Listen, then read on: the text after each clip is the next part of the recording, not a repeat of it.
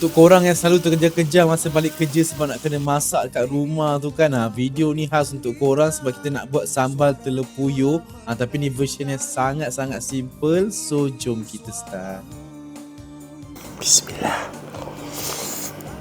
Okay, first boleh gorengkan telur puyuh atau apa-apa lauk yang korang suka lah. Seafood ke, ayam ke, boleh je. Kemudian boleh ketepikan dulu, and then nak bagi lagi mudahkan kerja kat dapur tu, boleh je pakai sambal serbaguna dari jenama Kersani ni. Ini yang sekilo punya, Hamida dah letak dekat beg kuning bawah ni, and then boleh tumiskan je macam biasa lah. Tapi sebenarnya dia dah siap tumis sampai pecah minyak tau.